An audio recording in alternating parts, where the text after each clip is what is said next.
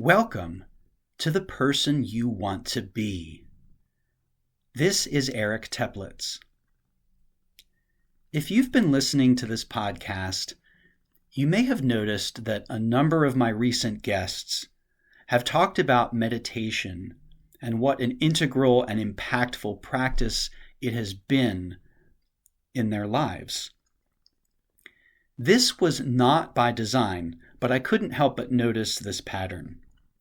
And so I thought that for today's solo episode, I would share with you an essay that I wrote some time ago, years ago, but it feels very much relevant in this moment and worth revisiting.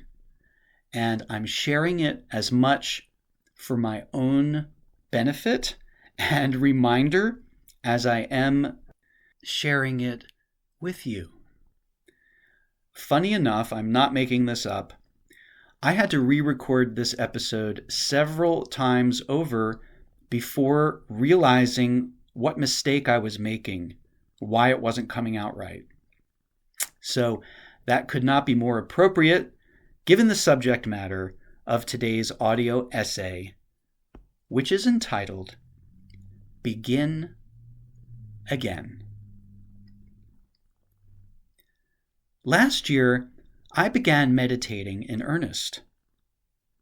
I'd go for a stretch of weeks of consistent practice and then completely drop the ball and go for weeks or months meditating sporadically, if at all.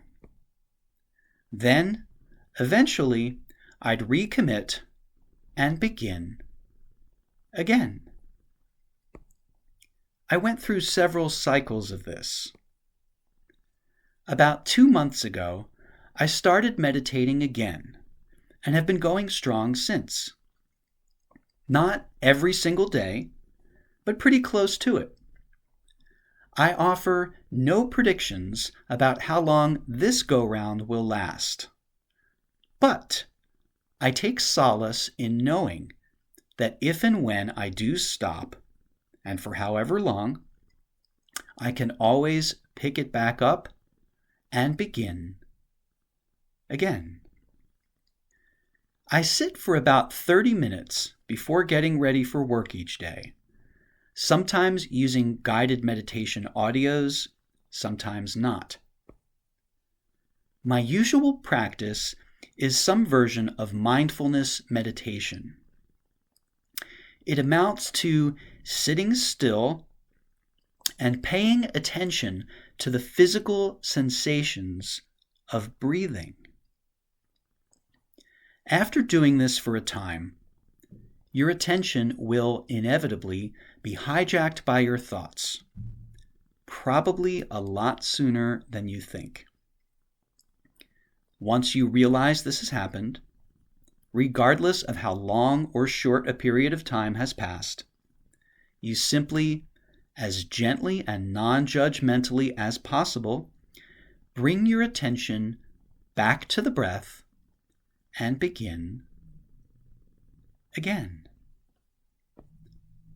That's it. That's the whole practice. Sounds like a pointless activity, doesn't it? How could doing something like this be beneficial? Neuroscientists, after studying the brain scans of meditators and non-meditators in controlled settings, are discovering a number of benefits, it turns out. But I'll just share with you some things I have noticed for myself. Number 1, deliberately sitting still for a designated amount of time each day in the manner I just described can have a calming effect. I have found that I'm generally in a better mental space when I have made time for meditation in the morning, before succumbing to the societal pull of relentless go, which comes soon enough. Number 2, taking time to practice being present makes me A, acutely aware of just how often I am swept away by my thoughts. And B, more likely to have little openings of awareness more frequently during the course of my day.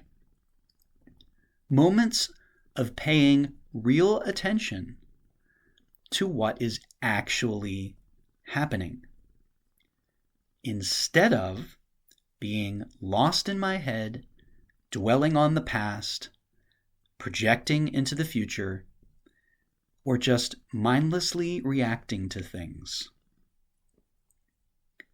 Number 3, the quietude sometimes allows for good ideas to pop into my head, like the idea for this post, for instance. Number 4, certain types of meditation, such as loving kindness, particularly with the help of a good guide, in person or even via an audio recording, can be profoundly heart-opening and even emotionally healing.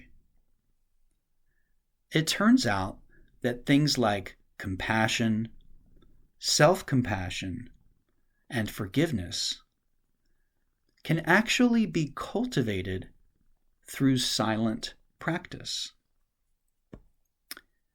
Number 5, maybe most especially, the simple act of paying attention to the breath and gently steering your attention back to it once you become aware of your mind having drifted is an excellent way to practice and reinforce a truly valuable life skill. When you have blown your planned diet or abandoned your exercise routine, when you have ventured down a path that feels like a waste of your time, energy, and talents, when you feel you have betrayed yourself in some way by not following through on your higher intentions, whenever you veer off course or are derailed by some setback, rather than mercilessly beat yourself up about it, rather than bludgeon yourself with self-criticism that only leaves you depressed and demoralized, you can recognize the simple fact that you've wandered from your desired path, identify what happened and what you might do differently the next time if it's yours to do, and then take the opportunity to gently and lovingly collect yourself, redirect yourself, and begin again.